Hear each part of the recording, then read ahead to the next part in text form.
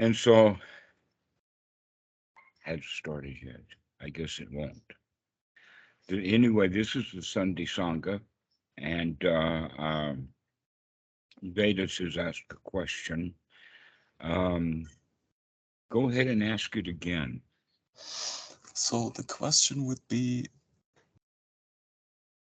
at the end of the path, I heard you say that for an arhat, for example, everything is just working through discrimination, not through just attaching to certain feelings or certain motivations anymore. What would that specifically mean?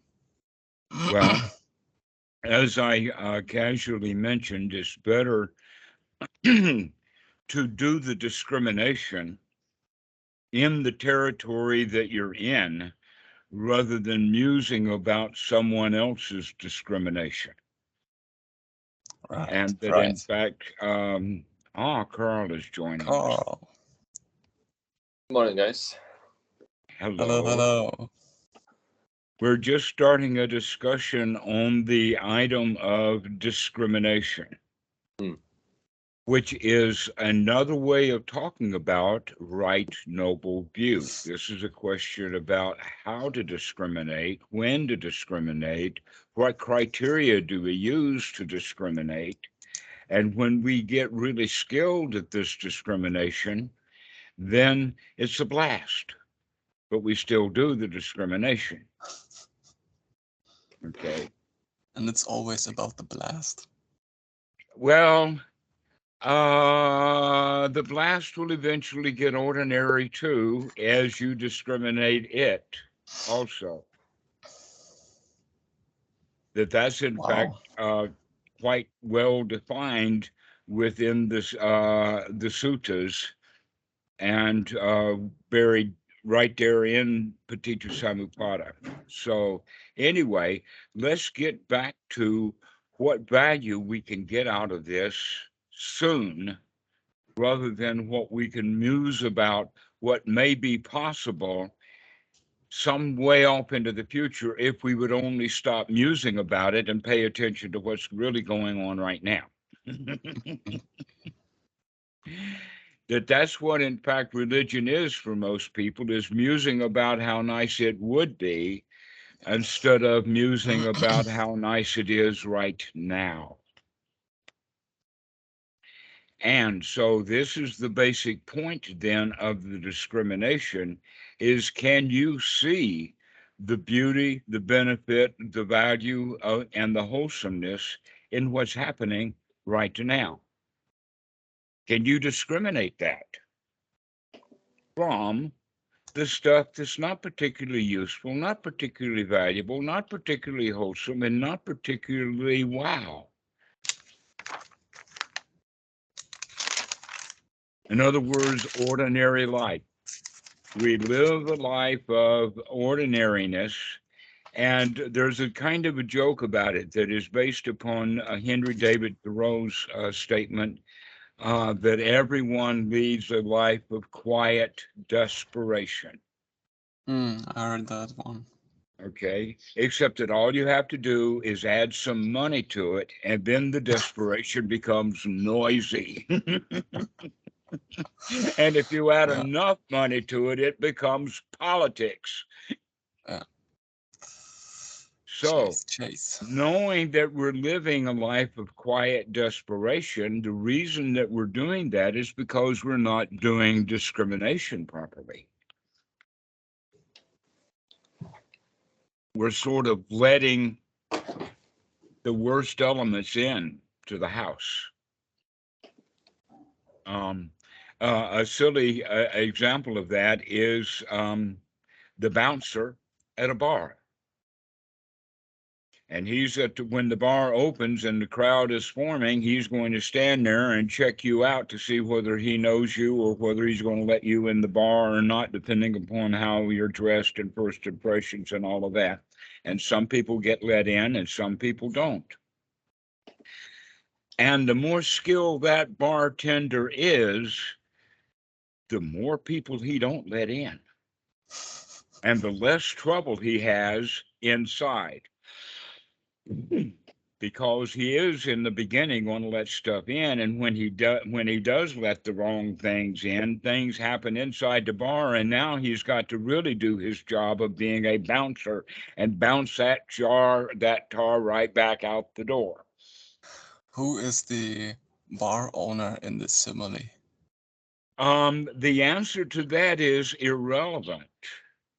Okay. Or the answer to that is you're the bar owner. Or the answer to that is God is the bar owner. I mean, I've got a whole pack of them. You want some more answers? The government probably, or maybe the bank. But in any case, that's a kind of an irrelevant question. Yeah. Okay.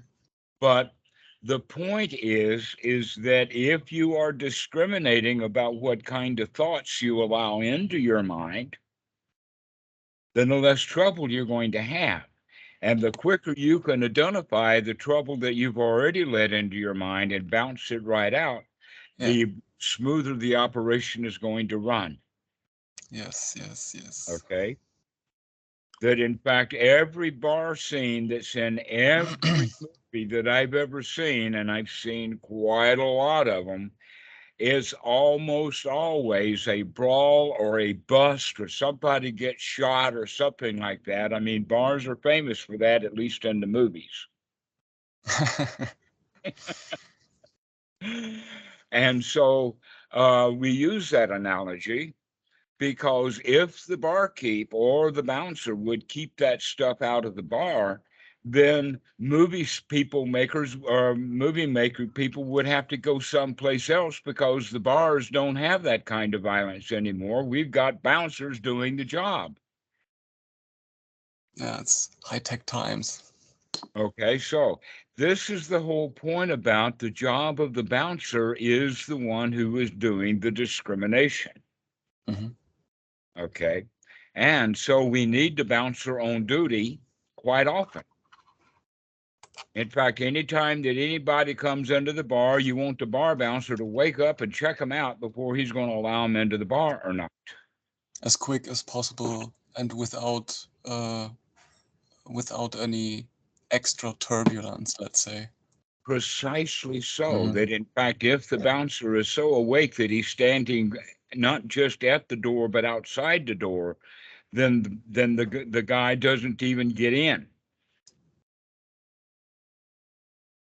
Yes. That would be where the discrimination of the arahat would be, is he's actually on guard outside the door.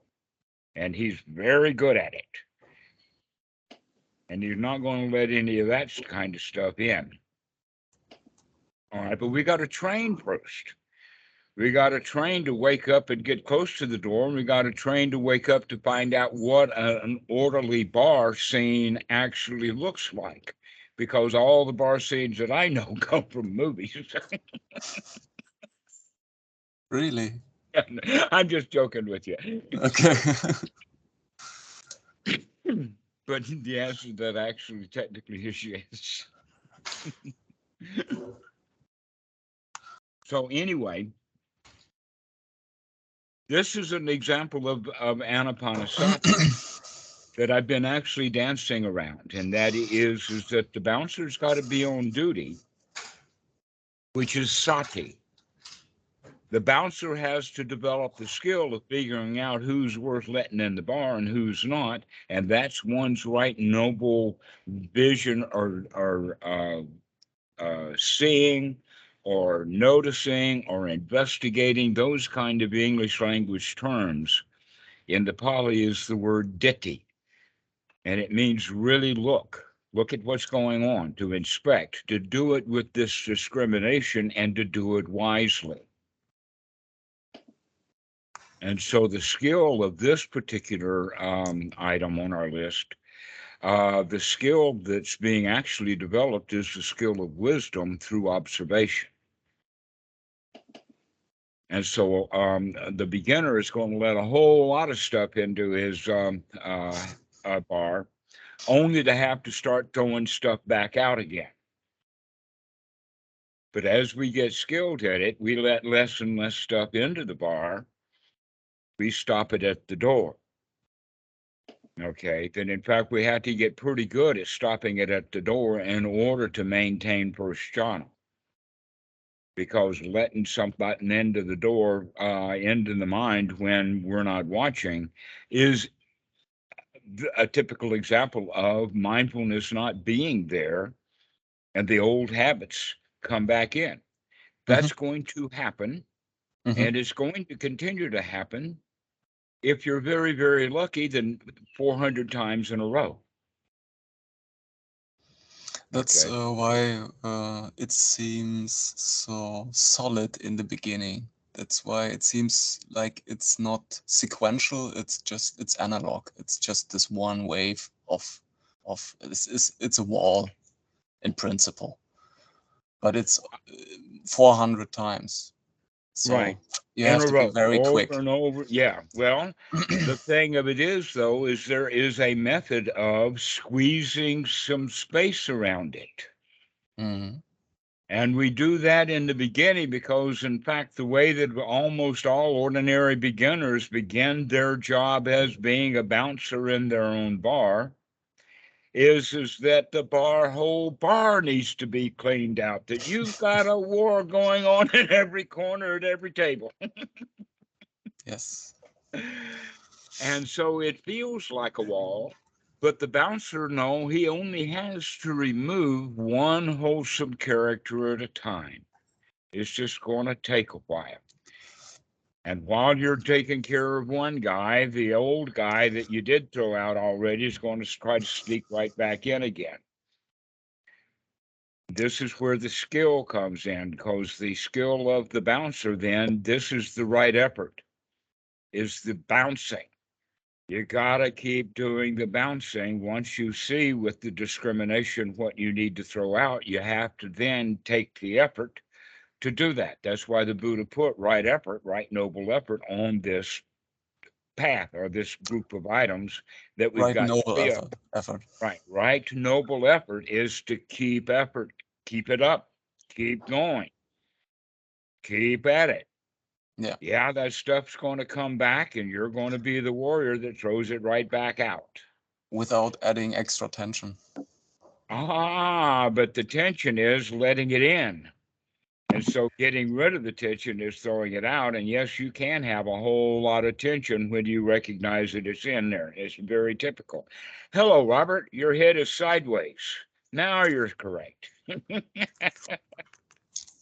Hi, guys. Good morning. We today are talking about right view, discrimination. And we're using the example of a bar with a bouncer. And the bouncer's job is to discriminate of who he's going to let into the bar or not. And as he develops his skill at being a barkeep, he will spot problems before they actually arise. Let us say at the door, right? That in fact, if you can stand at the door and stay on guard and take the effort to keep watching, that's how we learn to maintain the first jhana. But getting into the first jhana is a bit difficult for most students. What we had just started talking about, Robert, is that most students of meditation start up just like a brand new bouncer without any experience is hired at a bar that's got problems at every table and in every corner and every nook, and there is one fall after another. But take heart, because the bouncer only has to learn to pick up one bad customer at a time and throw him out. That in fact, why don't we find a weak one and make an example of it? Start with the easy parts and start working up to the hard stuff.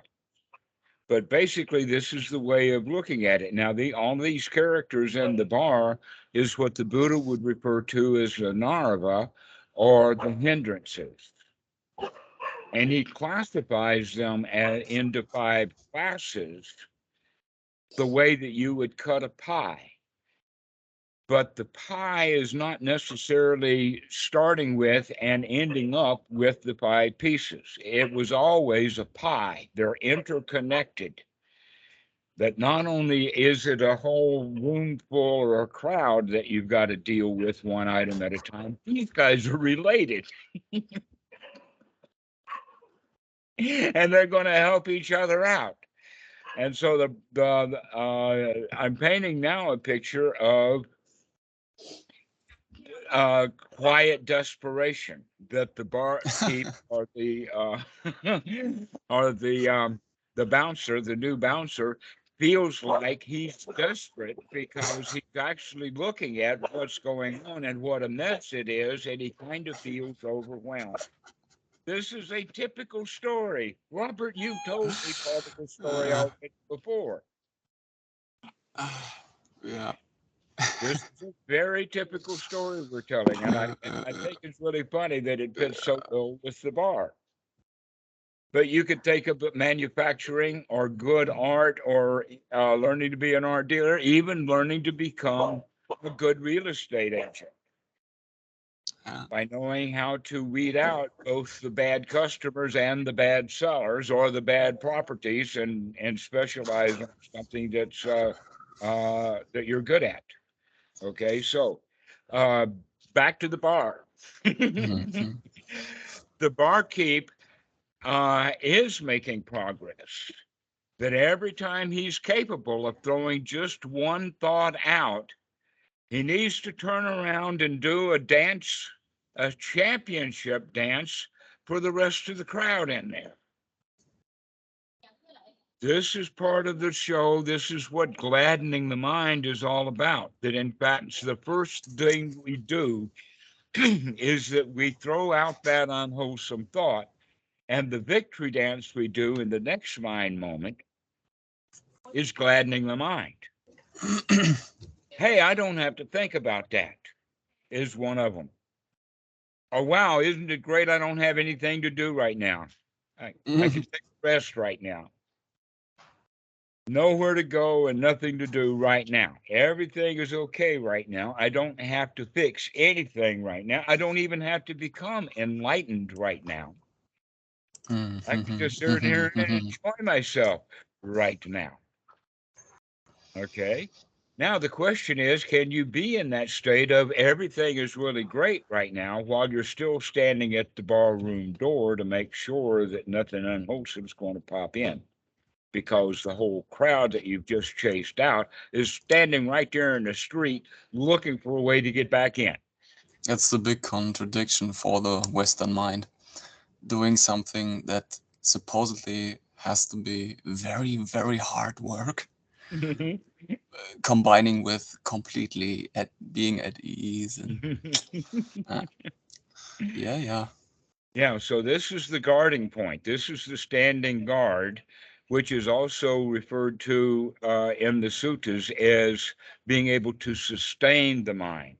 To keep the mind in that wholesome state means that you're not going to allow any of those unwholesome thoughts back in.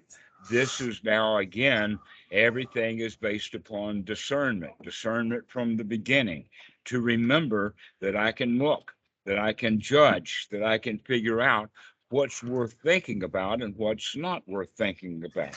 That we actually, because of the kind of thoughts we think, don't have very high opinions of ourselves. We give ourselves trash. We give ourselves disappointments. We make life too hard. We set standards way too high. We don't set standards that we can meet and then dance in joy over meeting our standards. We want to raise the bar up until the point where we can't reach it anymore. And now we feel bad for the rest of our life because we'll never jump that high. We've already reached whatever limit we are. That in fact, in the 1960s, there was a book about this that made the bestseller list. The name of the book was The Peter Principle. And what he was talking about in this book is that people who are competent in their jobs will get promoted. And if he's competent in that job, he will get promoted. And And she's everyone is stuck promoted until he until gets into a job that he is incompetent at, where the job is too much for him. And that's where he is stuck in his career for the rest of his life. welcome to world government. Stuck in a job that he can't do, that he qualified for because he was successful at doing something that he could do. And how many examples can we have of that? One example is the plumber who's a really good plumber. He's such a good plumber, everybody wants him plumbing, and so he has to hire an assistant. Now he's got to be a trainer. But that's still not enough. He needs two. So he's got to train two, and now he's a boss. Guess what? He's not a plumber anymore. He's a boss. He's had to go through a major life change, and he didn't even know it. He was sucked into it, and now he's reached his level of incompetency, and he's angry at the people he hired, and they don't do a good enough job, and blah, blah. You've heard all of this before. We do this with a licensed system in Germany. Like it's like ingrained in the whole educational system. So, oh yeah. And if you don't do it, off you go. Exactly. So if you can see that that's built right into the system, then we can also appreciate that, hey, each one of us bought into that system. We bought into it at a very, very deep level, and we live our lives moment by moment still in that system. This is what the Buddha is talking about of the Sila Bhatta Paramasa. It's the set of rules that we have made for ourselves that often have rules in them or standards set that we can't meet. We're not up to our own scratch. And so what we need to do now is recognize with discernment, because now what we're talking about, surprisingly enough, is some of the people who were in that bar that we have let in, and now they run the place. The rule makers, the bosses, the mayor, the bar owner, the hindrances, precisely in this form of rites, rules, rituals, way things are supposed to be, that brings about fear, anxiety, rebellion, guilt, remorse. All of those feelings are based upon one up, one down positions that we're in. Normally the one down position. When you're one down, how are you going to react? Eventually with revenge. But before revenge, in fact, the revenge may be very, very quick if you have an opportunity. But we have, if we do what we're told to do, if we roll over and go along, we resent it. If we resent it, then we will feel like rebelling. And then when we do have even thoughts of rebelling, we'll say, wait a minute, wimp. Now we feel guilty. We didn't actually rebel, or maybe we did a little bit, but now we feel guilty about it. And all of this is playing on instincts. And the instinct has to do with the territorial instinct and the nesting instinct of going along to get along. That if you're going to stay in the nest, you got to do what you're told to do, like it or lump it. And guess what? The whole system is set up so that everybody lumps it. Why can't we have a system that's set up to where everybody has to do what they're told to do and everybody likes it? The ideal for that would be socialism. No one's been able to ever implement it because somebody along the line becomes selfish. And selfish means I want more than I want you to have.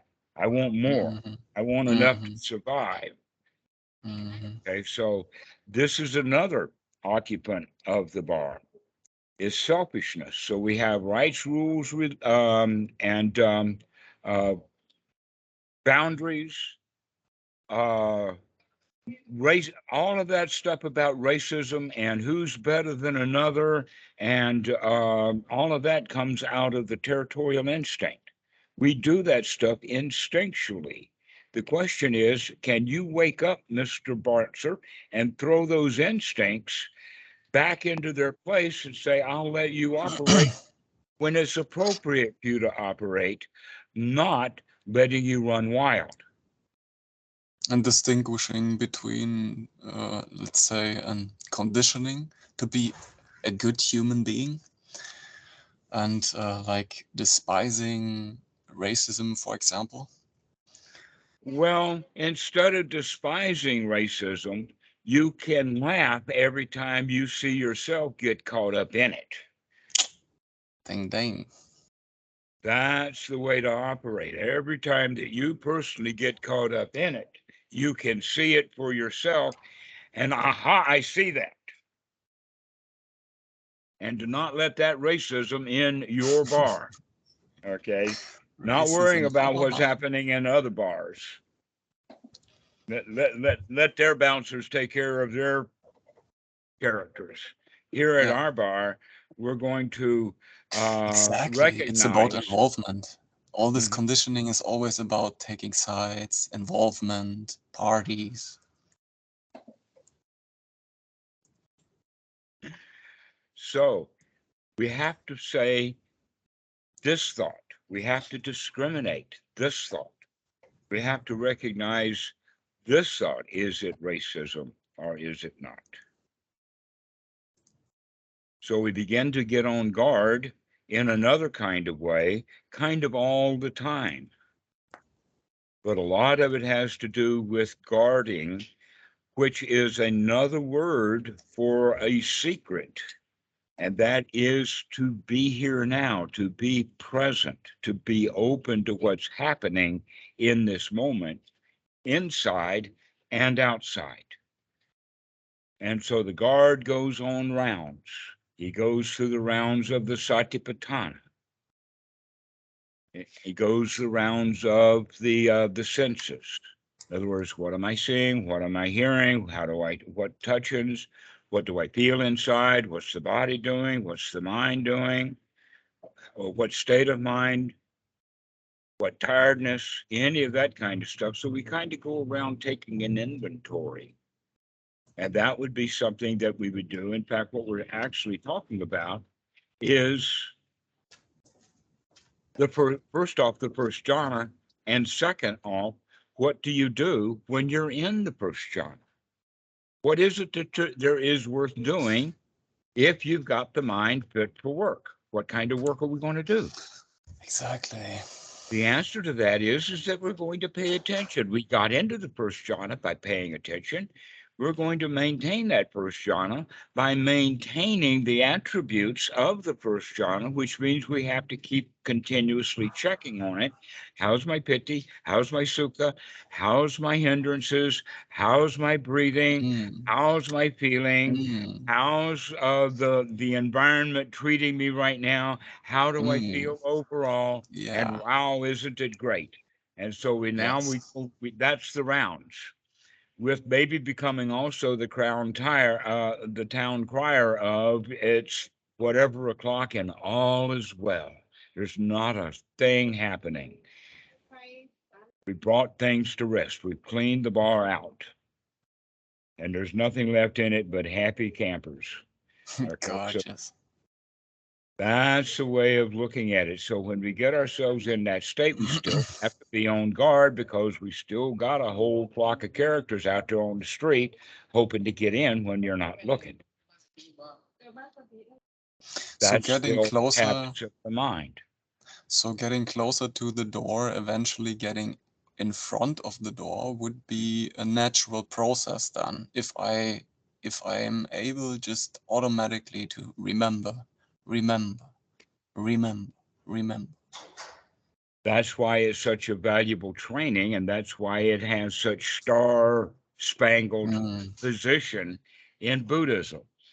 If there is a star of the show, it is Sati. Why is that?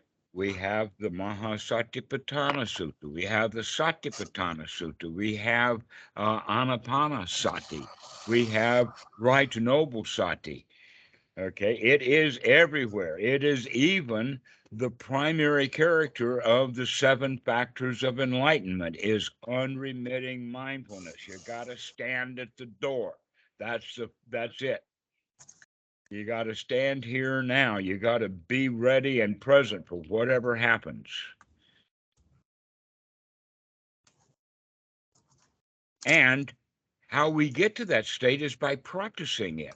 When we remember to practice it. But this is not an impossible situation. What's impossible is because we think that the bar is empty when it's not. That there's still stuff in there. But what we develop is a new skill, the skill number 4 on the Eightfold Noble Path. That skill number 4 is samma sankappa. And what that means is the right to noble attitude. And so the bouncer now develops the attitude of, hey, man, I can handle this. It don't matter who's in this bar left. I can throw him out too. With the double M, right? Samma. Double M. MM. Samma. Okay, right. Samma sankappa. Aryan samma sankappa. Oh, hello. Hello. It's been too long. So we have just introduced samma sankappa, Drew, using the analogy of a bouncer at a bar. And we have brought him through being newly employed with a bar full of characters to choosing which character needs to go out first and throwing him out first until we now got the bar almost clean.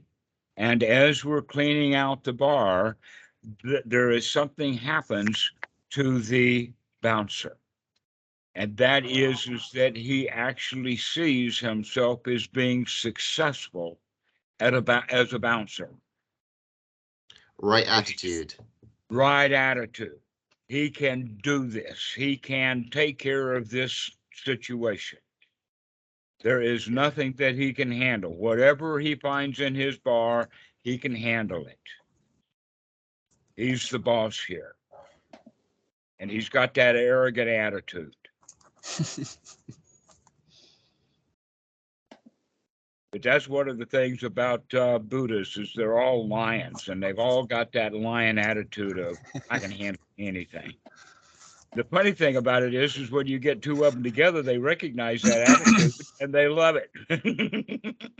I'm really glad to see I've got a winner on my hands here instead of somebody who's trying to take me down so they can feel like a winner. Yeah. So this whole thing of samma sankappa, these are the 4 items. The Buddha says they run and circle around each other in a way of building each other up, that they strengthen one another. So with the right attitude, things that used to be really hard and, oh no, another one I've got to get out, becomes that attitude of this is easy. I can get this thing. I can take care of this. So attitude is really an important point, but it's not often mentioned within Buddhism because most people in the West, they don't really understand what the Eightfold Noble Path is all about. And so it's a list of 8 items that you kind of learn as a password to get in the door or an exam you take or something like that. And as soon as you can pass the straight Buddhism and you know the 4 Noble Truths, the Eightfold Noble Path. Now let's get into the real stuff. And in order. And in order. Now we can get into the real stuff. And the reality is that this is the real stuff. This is the actual practice itself, that in fact, Anapanasati is the Buddha's example of how to practice this 4-fold method of remembering, Sati, to wake up and to look at what's going on and to make that discernment. Is this thought right? Is this worth having? and then take the effort to gladden the mind, increase the value of these thoughts in the moment, bring yourself back into the present moment, being here now, and being able to do that over and over again builds the confidence, the shada, that we can, in fact, be a king, a champion, a lion for our own life. That we do live in heaven. We do live in paradise. It was a paradise all along if I would only have recognized it. That I'm in my own Garden of Eden here. Pure land is right here, not after death. Exactly. This is the pure land. You're in it, guys. This is it. And that's the attitude we have. Microphone is noisy, Marcus. Hi there. Hi. Oh, I'm it having is. some audio problems. I'll be with you in a second. All right.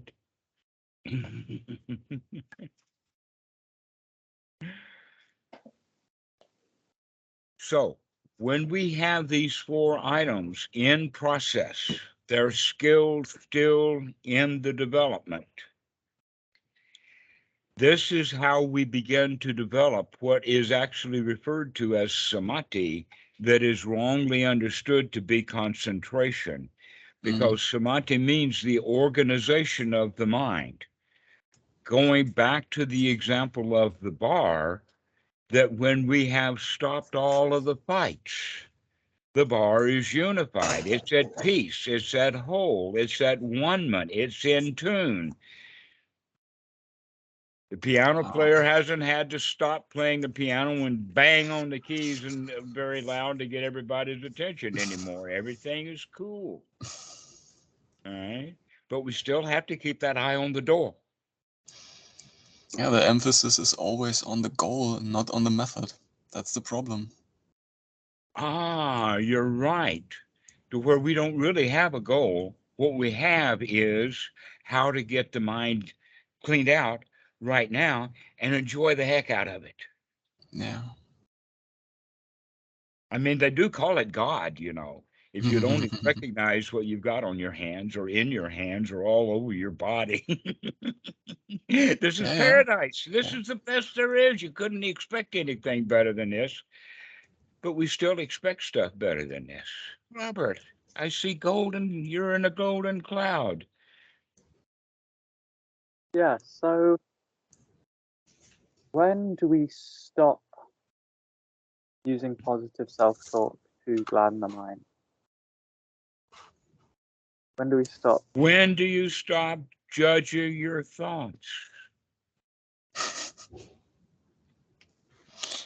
The answer, I would say, is that only when you have a guaranteed string of one wholesome thought after another for a long period of time. And then what do? The answer to that is, well, let's put some gaps in them and see what's between the thoughts. And what is between the thoughts is how good we actually talked ourselves into feeling. And so now we begin to really pay attention to how good we feel. This is the second jhana. So we do want to talk ourselves into feeling quite spectacular, like really, really up there. Well, why don't you already feel spectacular and way up there? I mean, how did you come out of that? You were that way when you were 2, or at least a year and a half. You really enjoyed life. I mean, everybody loves to be around a young toddler. I mean, we like to play with them. We like to put them with young baby animals. It's still allowed. It's still allowed to be real, to be happy, to be playful. And you have lost that skill. And the part of Anapanasati is rebuilding the skills that we were naturally born with. To be a kid again, to be a puppy again, to be in a very, very safe place, to be in a paradise where everything is okay and nothing's a problem and nothing is demanded of you. You have already gotten in.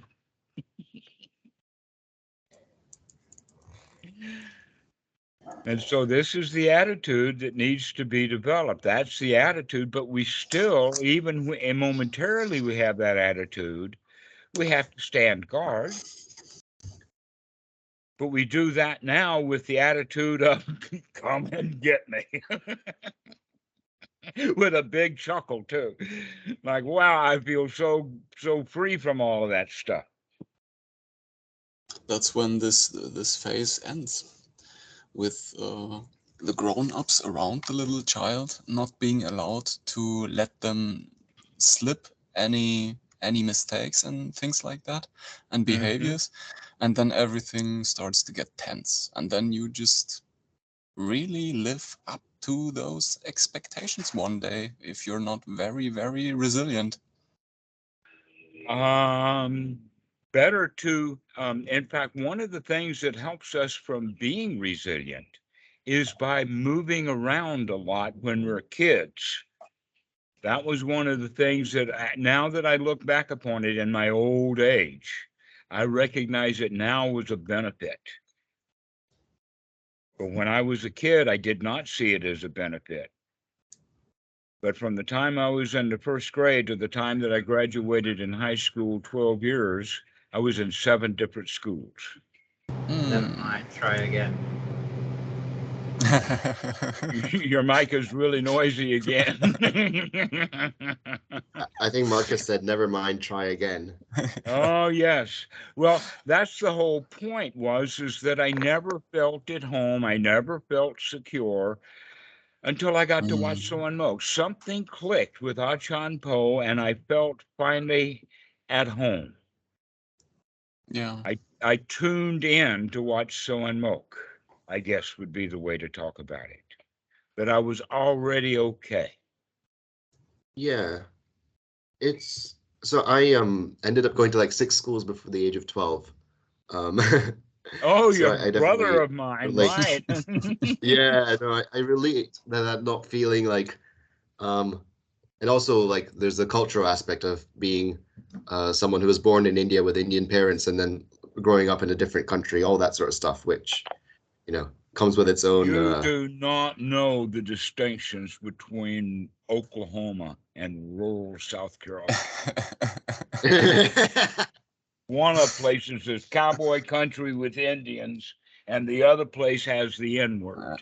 And it goes really downhill from there, but they wind up killing people and hanging them under the bridge in both places. That's true. Yeah. Anyway, I can appreciate. Yeah, no, I think it was, yeah, I think, I mean, there wasn't a particular moment where, but it was being exposed to monasteries and going to, just learning about this sort of stuff. And then obviously chatting with Dhammarato a bit, like at some point last year, and I don't know exactly when, but things started to be okay. And it's not like things are okay all the time, but like I now are really like, it's so familiar that like the attitude is there. It's like, no, if things aren't okay, right, I can make them okay, and I can make them okay pretty quick. Excellent. And not only that, but there will come moments or thoughts of, wow, feeling okay much of the time is really great stuff. It really is. It really is. It really is just absolutely mind-blowing how good it is when you just let it be.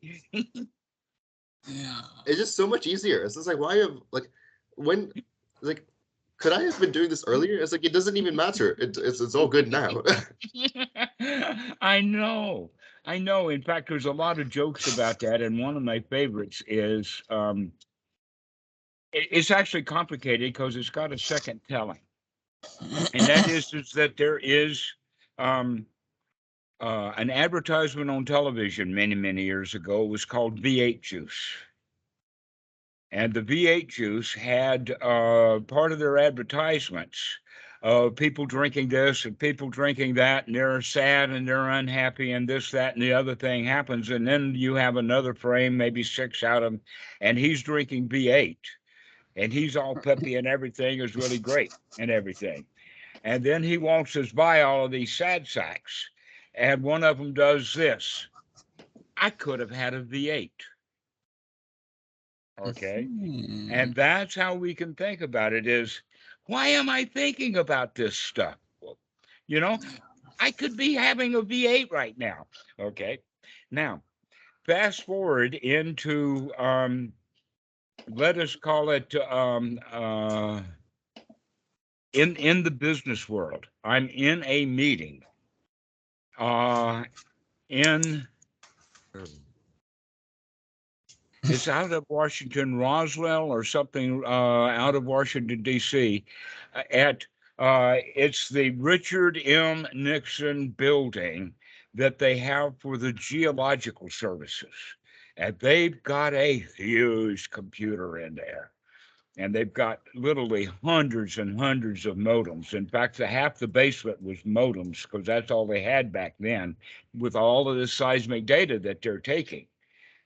And so we got to see all of these charts and all the details and all of that kind of stuff. And that the point is that this big, huge computer that they had was an Amdahl, not an IBM mainframe. It was an Amdahl mainframe. And the name of it was a V8. And so here I am sitting in this big meeting about these computers, about which one we're going to use. And I said, we could have used the V8. That's good. So that's the little joke about it's the wake up. It's the Sati. That's a visualization of the Sati, is hitting a head like that and says, wakey, wakey. We're in paradise, guys. It's such a pity, haha, joke. It's such a pity that so many people are so hardly conditioned. I mean, it was the same thing for me. In the beginning, the first 2 years, I only had to do physical exercises in the Dhamma to even be able to have experiences of joy. I mean, it's man, oh man. I'll give you something that you can really get a kick out of. It goes under the labels of mudras. I think that Marcus may know where this is going. And that is that your hands are alive. There are more neurons on the tips of your fingers than there are in your eye or on the head of whatever that you have there. This is the king of sensations and touch, that in fact many different people in many different professions learn to think and see with their hand without even appreciating what they're doing. And a clear But they're example of not in that it. is because they're not really there with it. But that's the violinist or a drummer, okay, or even a jeweler. Another one that's really a clear example is an automobile mechanic who is under the car putting those bolts into place, and he cannot see the hole. He cannot see the screw. He's up doing it like this, literally seeing with his fingers. That's one of the skills that I learned, was how to see with the fingers. Well, this is something that the Buddha teaches, but I'm going to add a little extra to it. And that is that the Buddha teaches about being aware of the hands as they pick up something, to where mostly we are aware of what we pick up. So if we pick up something like a pair of tweezers, we have the eye on and think about the tweezers. Rather still, what we're going to now do is realize how we're touching that object, what parts of our fingers and hands are actually doing it. We begin to play with it in the sense of being sensual.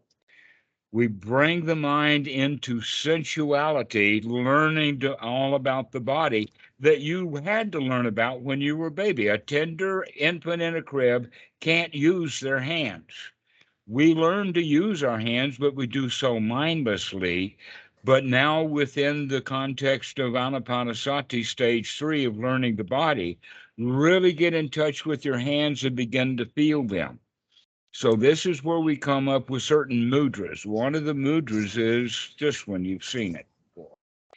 But guess where the emphasis is? The emphasis is between the space between the thumb and the index finger is where we place the mind and begin to feel that and begin to experience that sense of touch. But we also could put that extra ingredient in it in the sense of imagine, not just imagine, experience how marvelous that is. Yes. It is truly, truly marvelous to be able to feel with that kind of sensation. Yes. And then we can do it with all of the fingertips and get 10 times that or 5 times that amount of sensational touch with all of the fingers, are rubbing and touching just for the hands to delight in their friends. The touch, the sense of touch is magical. If there's anything heavenly, it is the sense of touch. The Tibetans are perfectly with this. They really know their stuff there. It's the teaching of the Buddha, but it's even older than the teaching of the Buddha. This is just old wisdom. But in our society, we don't teach it. We're more interested in the job you can do with your hands and the fact that you've got magnificent instruments there into your arms. Oh, Robert, you're golden again. I see, so is Drew. Drew was gold first. Yes. I was just going to say, when I was on the retreat, I was just, you're constantly doing this thing of marveling in your senses. And you want to do this all the time. So not just in the cushion or in the walking hall, but everywhere you are, opening doors, going for a shower, eating. So once I'd finished my meal and I was holding a cup of tea in my hands, and I was just super relaxed, right? And I think you know where this is going, Dhammarato. And I was just thinking, I was just like holding, I was just staring. And then I realized that the cup had disappeared and my hands were the only thing that was there. And then I looked there and the cup was still there. But then I looked away. I was like, I'm not so sure about this anymore. It feels like a cup, but it feels like my hands feel like a cup rather than there's a cup in my hands. Exactly. This is exactly what we're talking about. Right. Exactly. There is no cup. There is only the sensation of the cup and the sight of the cup. Yeah. But and then we put those two together and then we add this thing. And give the cup a self. Give it a reality, because we've got, let us say, congruent information based upon across the senses. Yeah. Okay. And so this is part of what we're doing with the integration by paying attention to what the body is doing and paying attention to what the mind is doing, etc., like that. It becomes more and more integrated as a whole, but it still has the quality of the marvelousness of the ingredients or the parts that make this thing up. Yeah. Being alive, guys, is so wonderful. I'm surprised you don't get a kick out of it. I mean, it's just. I was one of the things I noticed, maybe on that note, was it's just such a marvel and a gift, and so lucky in some sense that the senses line up. Like when I do this and then I I feel something in my finger at the exact time I'm seeing my finger touch the thing, and then I move it back, and just when I'm speaking, I feel the sensation and I hear my voice at the same time. And when I see you speaking, I see you moving and I hear the words at the same time. And when I don't, it's really weird, right? When we see that delay on Skype, you're like, what the hell is going on? I know, it's not natural, is it? Yes. Is Marcus. it worth talking about how hearing is still just vibration, and it's still a kind of touch, right? Because of the vibration. Yeah. But then so is sight. It's all a kind of touching. Even smell is a kind of touching. All right. How do we do that? Well, the Armstrong units of the very, very high frequency range of vision is a very, very narrow bandwidth. That it is above the infrared and below the ultraviolet, and it just keep going up and up and up into things like microwaves and X-rays and gamma rays and all of that kind of stuff. And then it gets also slower, but there are still those vibrations, even down to, say, 20 cycles a second. That in fact, an engine that's rumbling in idle has a certain sound to it. That's a certain frequency that motor has, even if it's running at 600 RPM. That's not 600 RPM, that's 10 cycles a second, a very, very low frequency, and a lot of people can't hear it, and it just sounds like noise to them. But then you can hear it as the engine speeds up, and it goes,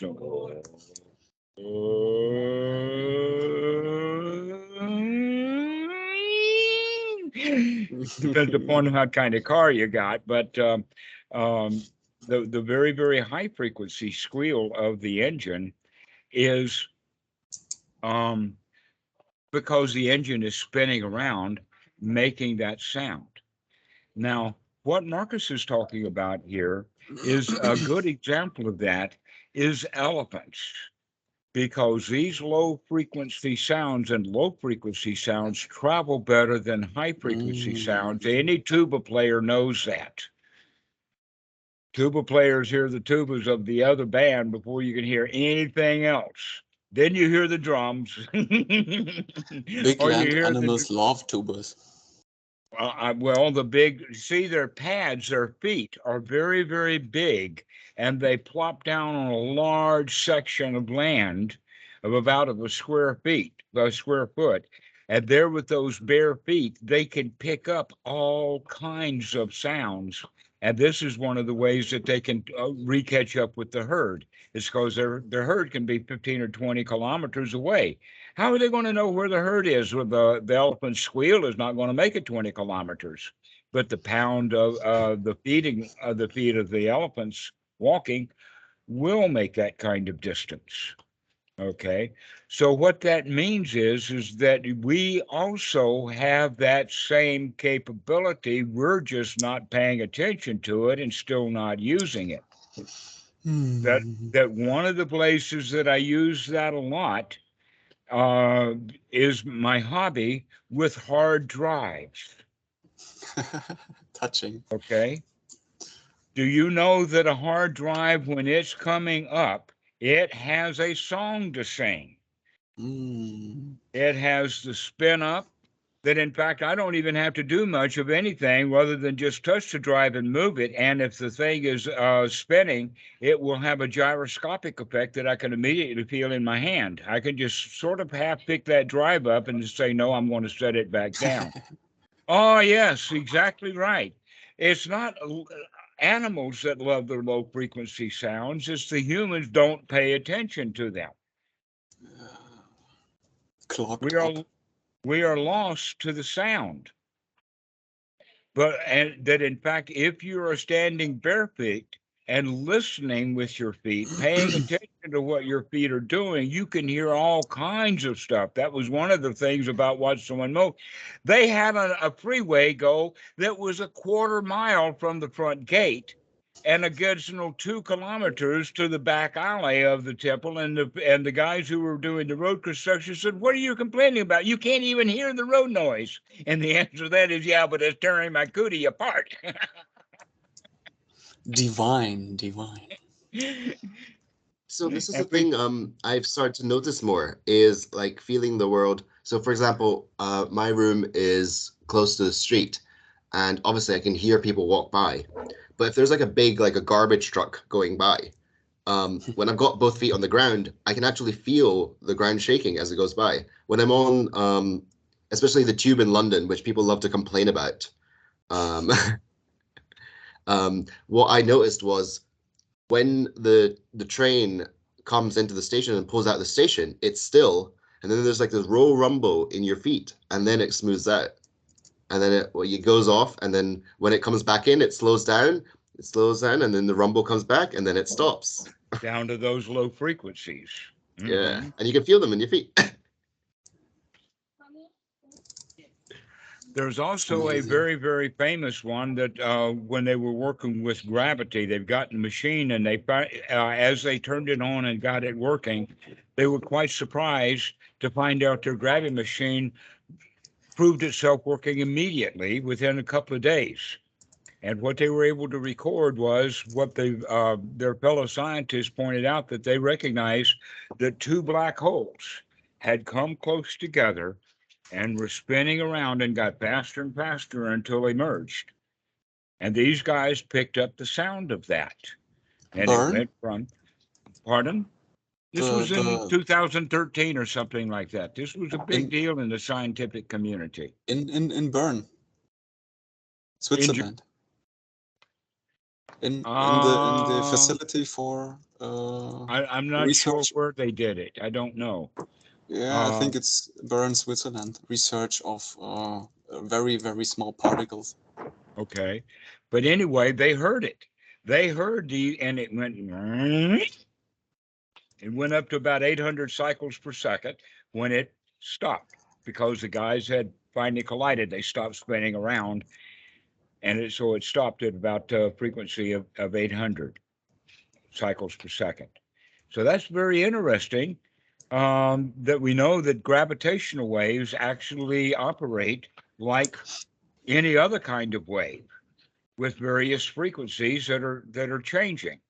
So the part of the original point that I was interested in making is get used to the fact that your hands and other things touching of the body gives you information that you're not really paying attention to generally. And that when people are paying attention to certain kinds of odors, certain kinds of frequencies, certain kinds of things that happen, they are aware of it. And these kind of people, the way to the joke about it is, they're really hard to sneak up on. They're really hard to sneak up on, because they know when someone's around. That was kind of a game that Achan Po would play with me. And so that was one of the things he was actually teaching, was wake up to your environment. I'm here and you don't even know it. I'm standing beside you, whispering in your ear, and you didn't know that I walked right up to you. Wake up to your senses, young Jedi. Wake up. The power is everywhere. The power is paying attention to the power.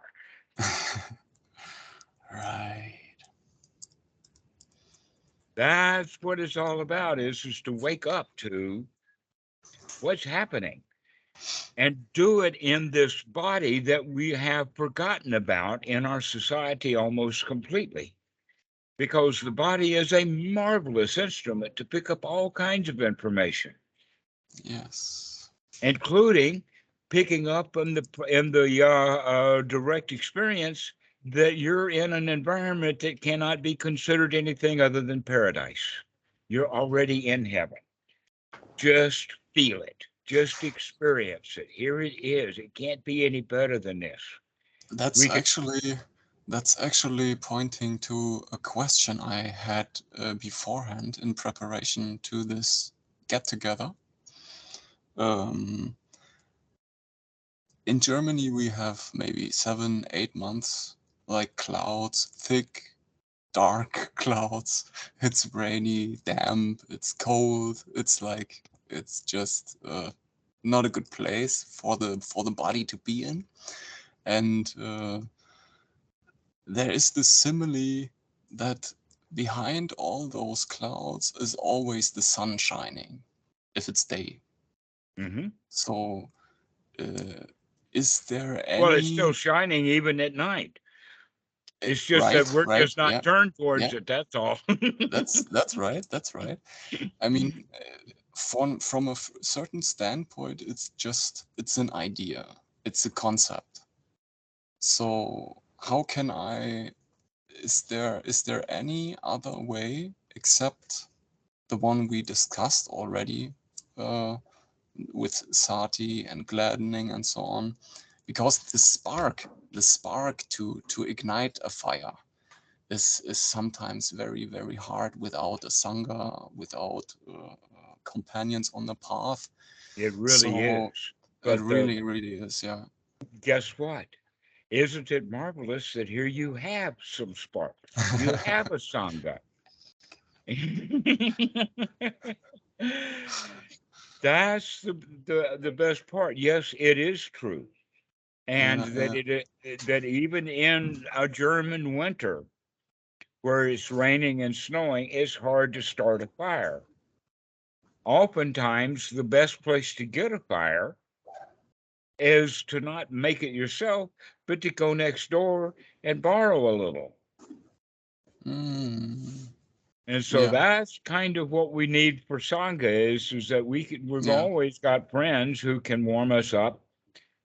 In Germany, everything is just constitutionalized, and it's about money. It's about who has the certificate, and I mean it's a little tiring. Well, aren't you glad that you've got another group of people in your neighborhood? starting an own.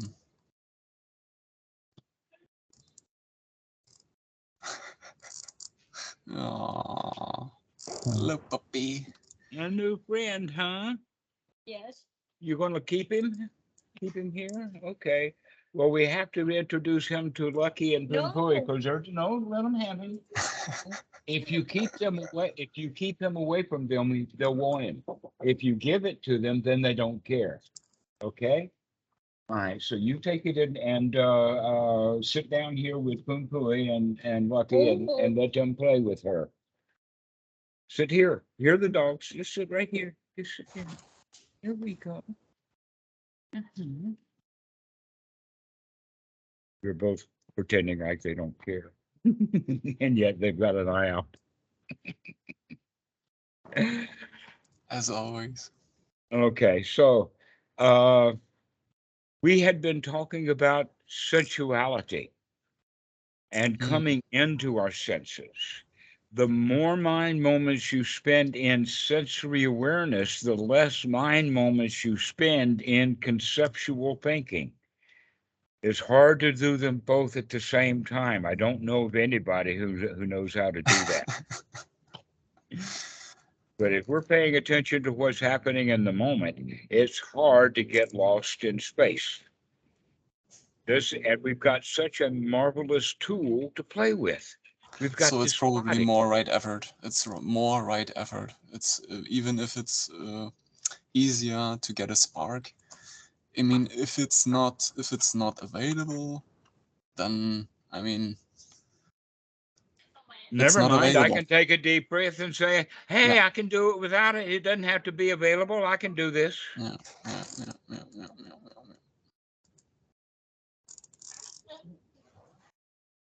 And you can do it. I think Robert's had his hand up for a while. Yeah, I've completely forgotten my original question I was going to ask anyway, but I have another one, which is that what is this process supposed to look like over the course of the day? Is it sort of like we're pumping ourselves up into this state of childlike joy and wonderment, and then when we get tired of that, we kind of like relax for a few and let the air out of your balloon. Just try to, and then we relax. start again. That's it's not, actually it's very interesting. Pumping yourself up is not exactly what I would use the word for. This is again the way that you look at it. So it's not a matter of pumping yourself up. It's a matter of stop pumping already. Can I bring something up about the in-breath and the out-breath here? In that, depending on I guess what the body needs, the in-breath is like wonderfully like energizing, and the out-breath you can just let everything go like right there, and I think if you just follow the nice, long, good breathing in Thai, I think breath is hai jai, which is like healing of the chitta, healing chitta basically. It kind of, if you keep it up with the good breathing, it's just this nice homeostasis, nice balance between energizing but also relaxed. Getting rid of out. of the stuff. Yeah. Yeah. Yeah. So, Robert, before you had talked about stopping sensual desire, and now you're using the word pumping. Do you see any similarity? Yeah. Okay, it has to do with one's right effort. I'm craving. So notice the language that you're choosing to use, because that has to do with your attitude. That our attitude often chooses the words that we're going to use.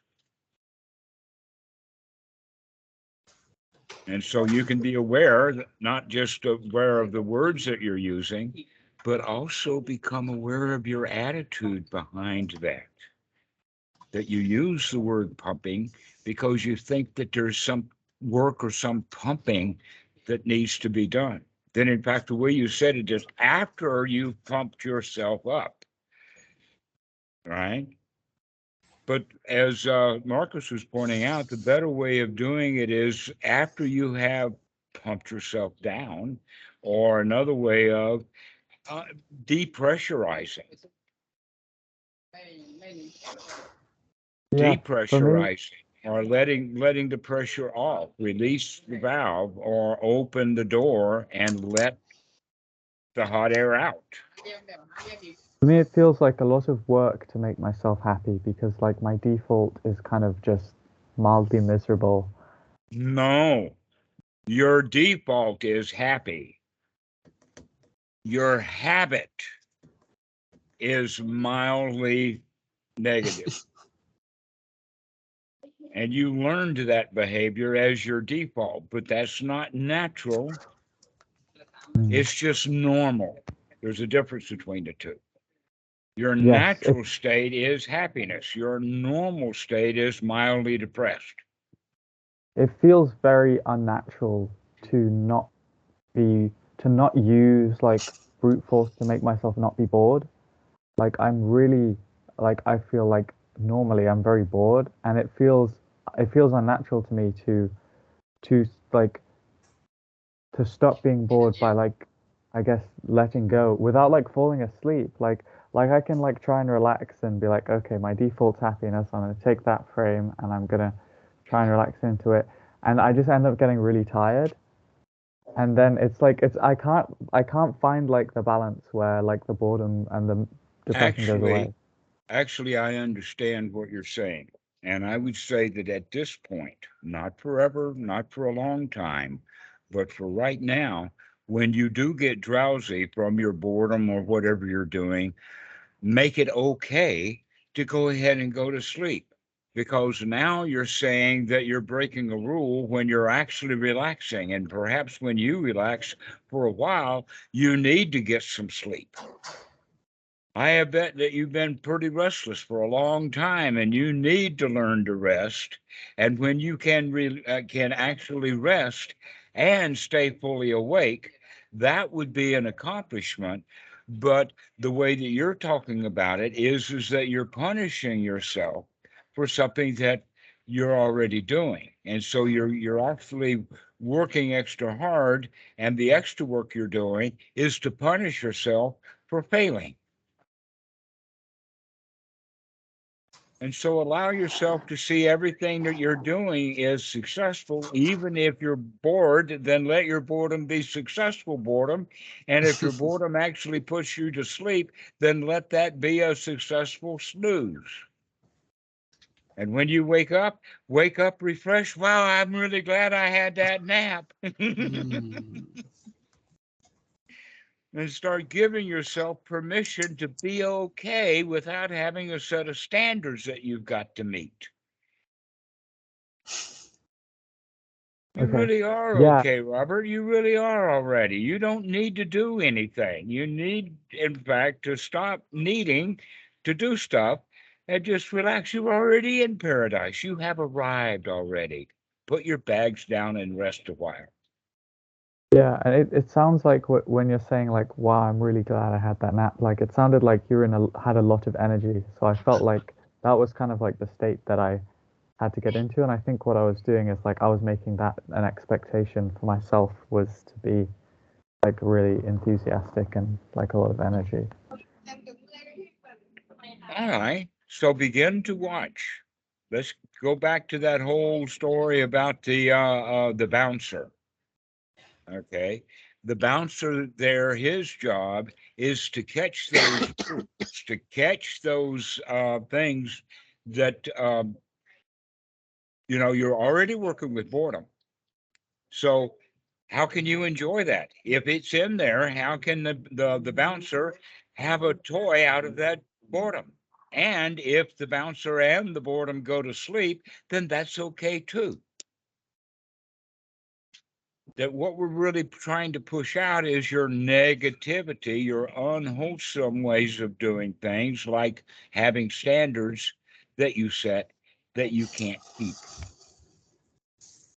If it's any consolation, so one of the things I've been trying to do, because I've been traveling a bit on the weekends, and this is one of the reasons I haven't been on the call, is meditate while I'm on the train. So I can meditate, quote unquote, meditate, put that, right? The balanced effort. Well, you can enjoy the ride. That would exactly. Be, yeah. Right. So I'm trying to do that like while I'm, paying attention. So even if it's just staring out the window, I might just, right? And I'm just like enjoying it. And then I might be able to do that for 15, 20 minutes. But because I've been traveling so much, I might just be tired. And so I just fall asleep on the train. But that doesn't mean I'm thinking, oh, this is pointless. I'm just thinking, okay, next time on the train, I'm just going to try again. Because like that's what it's going to be. Okay, I can sit down and make myself feel good when I'm walking. When I'm sitting down, I can make myself feel good when I'm walking. But now I need to learn how to do it when I'm on the train, because I'm on the train a little bit. So like I need to just like, that's a new thing they get to learn, rather than, oh no, I can't meditate anymore. It's like, no, okay, this is a new thing, and I can learn this. It's like, oh, I'm cycling a lot because I live in Cambridge, and that's a very cycle-friendly city. Can I apply the same that wonder with the senses that I do when I'm walking? One pedal at a time. One pedal at a time, and just pedal, pedal, pedal, pedal, pedal, pedal, pedal, and feel like, oh, when this person overtakes me, my legs get tense and I want to catch up. Why is that? Right? And it's just like noticing the little things. It's like, oh, I can actually hear if I pay attention to someone taking over me. And the cycle is it's a subtle sound of the gears and the chain turning, right? But if you're actually paying attention, like you can actually hear that. Absolutely. Yeah. So this is just to say that, look, I was on the train recently and I fell asleep while I was trying to, pay attention and be alert, and that's okay, because what's going to happen next time? I'm going to try the same thing again, and maybe I'll do it better, maybe I won't, but it doesn't matter. Well, the Marcus, important thing is that you allowed yourself to relax. Okay. Yeah. Let's learn relaxation first. That relaxation is what is a key ingredient into wakefulness. So if you say, oh, well, when I relax, I fall asleep, and that's bad, no, because I'm supposed to have the goal of wakefulness. We have to go through that intermediate stage. Okay, if you are actually practicing to relax and you go to sleep with that, great. That just meant that you were also tired. And then sometimes I'll wake up and I'll be like, okay, cool, I took a nap, but I'm back, let me try again, and that's it. Yeah, like it's right. just so it's really easy. Yes. Samma sankappa, right attitude. With falling asleep, it might be a good idea to remember the imagery of or the situation of like a young child who gets sent to bed, right? It's almost like a punishment. You gotta go to bed, all the adults are still up. The child wants to be an adult and have lots of responsibility and stay up with the adults, and it feels like punishment. You have to go to bed. And be part of the group, and, so they feel like a not loser. miss anything, all of that kind of stuff. And so a lot of little kids that way learn that they don't like to sleep. They don't want to sleep. They want to stay up so they can see what everybody else is doing. We can flip that around. Go ahead. Sure. Instead of feeling like a loser for having a nap, just understand that, that's natural. That's what your body wanted. It's getting that, again, homeostasis. Right. Let yourself have a nap when you're tired. That's great. And you can feel good about it. And when you wake up, you can still feel good about it and then go straight back into feeling good again. Precisely. One wholesome thought after another with maybe a map in between. Robert, where's your smile? You're really having a grumpy moment.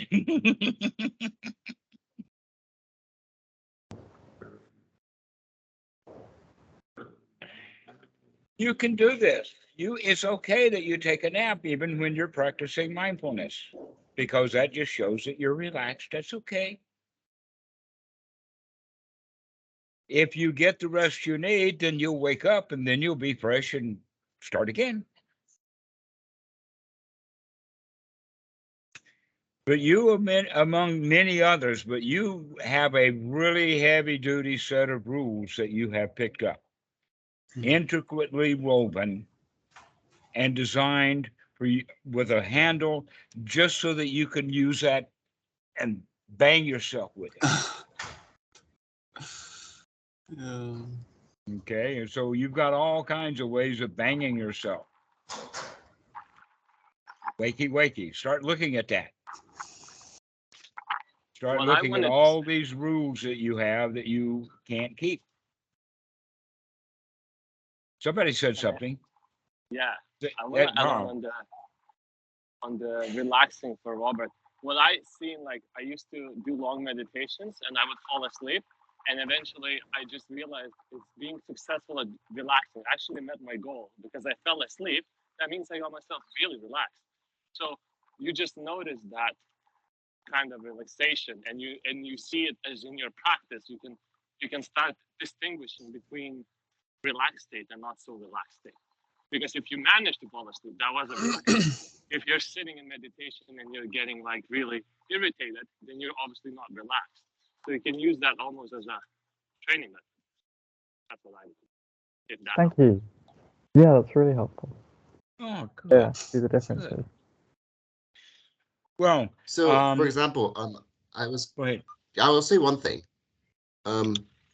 There's this guy on YouTube, this guy called Delson Armstrong, and he's a student of Bhante Vimalaramsi's, and you might enjoy this. He has a thing called the 6 R's method, and it's like a nice way of remembering like what you. I find it quite useful, which is if you're quote unquote meditating. So they meditate on metta, a good feeling of goodwill and friendliness. But you can choose whatever your object is, and whenever you get distracted or you get a bit drowsy, they say the first R is recognize it, right? It's like, oh, cool, like I've been distracted. The second R is release it. It's like, I'm not going to do that anymore. Cool. The third R is relax the body, and they go, whatever it is you need to do to relax the body. The fourth R is resmile. Yeah, any tension in the head or anything. Well, I mean, sometimes for me it's like tension in my left shoulder. I learned in the last retreat that I was just like holding tension in my left shoulder. I was just like doing this the whole time. Why? I don't know. And I was like, oh, I can just not do that. Resmile.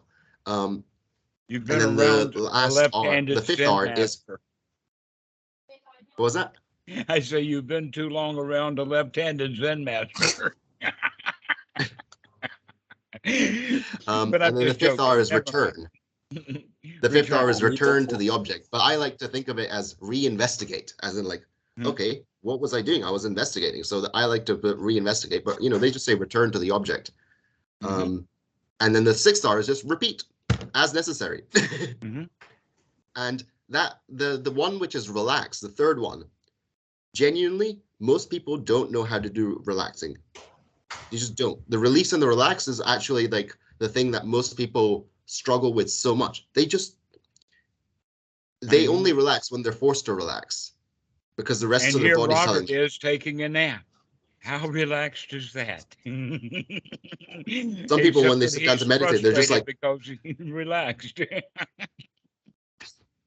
So that thing of just being able to relax, like, it's a good thing. As Dhammarato was saying, just get familiar with it, get cozy with it. It's like, oh, what does this relaxation feel like? Is this relax different from the relax earlier today? Is this relaxation feel different from the one a couple of minutes ago?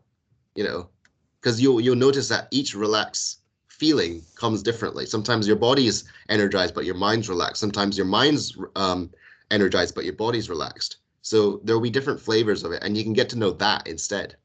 Mm-hmm. And then, as you really get familiar with it, you'll be able to do it at the drop of a hat. Somebody says relax, and you're like, done. It's like a shootout. What was the first R? Recognize. That's it. Recognize, release, relax. Okay, well, let us put a 0 in there. Reinvestigate. Yeah. If he's got 6, I want to add a 0. Yeah. Remember. Remember to look. Remember to recognize. Remember. Yeah. And that'll start the whole process. But yes, relax. And if you relax and take a nap, that's okay. In fact, that just showed that you were already tired, but you were following some rule about shalt not sleep, when in fact it was a really good thing to do. I really love like Bhante Vimalaramsi's approach, his whole this whole way of dealing with all this magical stuff. Also, it's very good marketing, and I really love the way those steps are conducted, because I could find tensions in me with this I never really recognized before, even if I remembered. But, or let's say, at the same time, someone else, Ajahn Brahmavamso, if this is familiar to one of you, like Ajahn Brahm, Yes. he is really the master of getting Westerners to relax. And he emphasizes so much on, if you're here on retreat, take your time. Take your time. Sleep the first days. Do whatever you like. Get your spirits where they need to go. No pressure.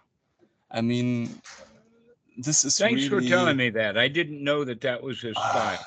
It's amazing. It's amazing. It's really I think that's pretty true. Yeah. He also made that funny certificate for Westerners saying, "I give you permission to be happy." Signed, Ajahn Brahm. It's like a certificate of happiness. Have you seen that one before, Robert? I think it was posted on one of the group chats at one point. I have seen that. It's very, very, very nice. Yeah, that's brilliant. Well, guys, we've been. I have a question for Dhammarato. Okay, go for it. We'll do one more. So I'm curious about this difference of emphasis. So you mentioned that the breath is the thing to settle around, and because it's so marvelous. And Bhante Vimalaramsi talks about goodwill towards a spiritual friend.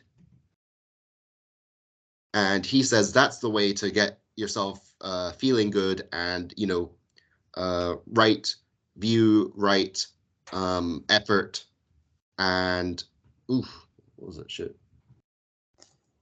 Right sati, circle around each other to produce right attitude and right concentration. So yeah, I'm just curious about like what you think of the Brahma Viharas, like metta, goodwill, or joy. Obviously, you're big on joy, compassion, and equanimity. Okay. One person can sit and follow the instructions that they were given from Vimalaramsi on metta, and another person sit and follow the directions that they had gotten from Vimalaramsi, and both of them will have two different experiences. Okay. What I'm really getting at is that it is quite possible, and it happened, and I saw it, the way that metta is taught in a ritualized kind of way, that has statements like, may all beings be happy, may all beings be free from suffering. That is not generally the samma sankappa, or the attitude of the guy who's sitting there saying that. In other words, he's telling himself a lie. He knows he's lying, that there's no metta anywhere in sight. There is only the verbiage, may all beings be happy. It's also possible that one can be practicing anapanasati in the gladdening of the mind and be doing metta. And it's also possible that while he's gladdening the mind, he starts doing metta, and then it gets screwed up. And here's what I mean by that, is that so long as the thoughts are wholesome, this is what we're shooting for, but we also have some, let us say, some guidelines or boundaries that the Buddha has set about past and future. And almost always the metta that we're practicing has to do with other people out there, sometime else, not here, not now. If we can find a way of practicing metta that has to do with the joy that we have right here, right now, then we are practicing metta. There's another point about that, and that is that the metta that we need to practice is in the world of our experience, not the world of our concepts. Okay? That we normally, when people hear the word, may all beings be happy, that all beings business is a concept. We conceptualize a thing, all beings. And we may, in fact, have a parade of faces passing by. Okay. The reality is that world is the conceptualized world. And the world of anapanasati is the world of our immediate surroundings, our immediate senses. And so when I say, may all beings be happy, I'm talking about the tick on the table. I'm talking about the ant crawling on the arm. I'm talking about the mosquitoes that won't dare come close to me because I've got a mosquito coil in. And that's just the little critters. We got some big ones. We've got a new puppy in the house. Okay. And so when I say may all beings be happy, in that regard, I've got something real. But when most people are saying may all beings be happy, all they've got is a concept. Okay, so this is what I have to say about metta meditation is that gladdening the mind is metta, and metta is gladdening the mind. They are the same thing. They are not two different practices, but it takes some discernment to figure that out, because in the beginning they look like two different things, where in fact they're not. They're the same thing. So if I can wish for metta, wow, I wish everybody in this house felt as good as I do right now. Wait a minute. Yeah. You can hear my wife laughing right now, in fact.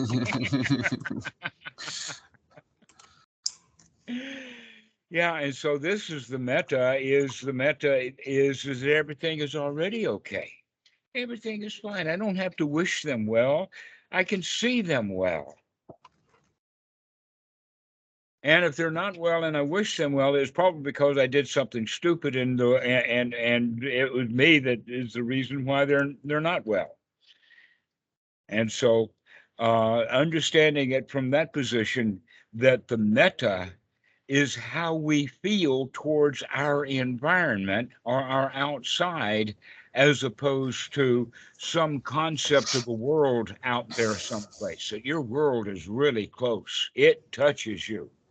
It's the wind that's on your arm. It's the air that you breathe. It's the critters that crawl on your feet. It's the sand that is in between your toes. This is our world. And we want to have metta towards our world, our environment, our immediate. Does it make sense?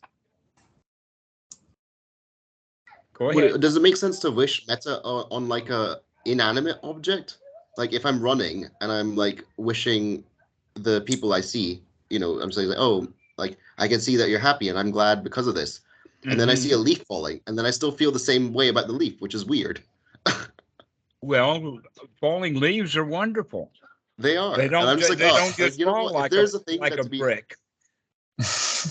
They don't fall like a brick at all. These leaves are really smart about how to catch themselves in the wind and dance their way down. And so that the actual thought or the wonderment of actually seeing what they're doing, the leaves. That's the appreciation of the leaf. That's metta itself, and it doesn't have to have a thought. It's just watching the leaf fall is a kind of metta. It doesn't have to be vocalized. Okay, so that's the issue, is getting a very, very clear definition of metta is very, very valuable.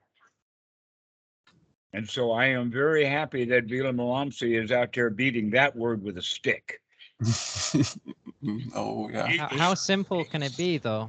How simple can it be with samma sankappa? It's you know, is this for a good thing? Is this going to, you know, benefit in the most efficient way possible, or is it not? Yes, that's true, and that takes wisdom. But normally what happens in a meditation retreat or class, they hear the words of the teacher, and then they go repeat those words using mental concepts, rather than actually experience of getting right now, metta, getting right now in love with your environment. I love how it all comes back together. Yeah. The whole topic, it feels like it's all just, well, it is all one thing. But, yeah, it's just all one thing. All just one thing. It's a right. little thing. That's the Dhamma. And so Vila-Melamsi, he's got this angle on it, but it's just his angle. Okay, that's the whole point, is that we're both pointing to the same thing exactly. Also with this, I was meaning also the pointing and the little bit of dirt underneath the fingernail. That is one. I think in one sutta it's used to represent the amount of suffering left for noble, you know, people who are heading in the noble direction. But also, that's also the size, the size of the package of the Buddha Dhamma. Yeah. Okay. Well, Drew, I think that we've given a fairly good answer to your question about metta. Are you satisfied with this? I'm practicing satisfaction day in, day out. Breath in, breath out. All right. Okay, well, let's end this, one day guys. at a time. Yes, let's. Yeah, one moment at a time. Beginner's mind. Take the world Thank you, as if we're brand new, because it is. It keeps changing. It's our concepts that don't change. We think we know what really is, where in fact, no, it needs to be reinvestigated. It moved. Yeah. Guys, thank you so much. This has been really a happy day. Thank you very much, everyone. It's lovely to see you all. Yes. Thank you. Likewise, everybody. Yeah. Bye. Okay, bye-bye. Okay. Goodbye, everybody. Marcus, did your friend make it okay? Oh, he's gone now. See you, Marbert.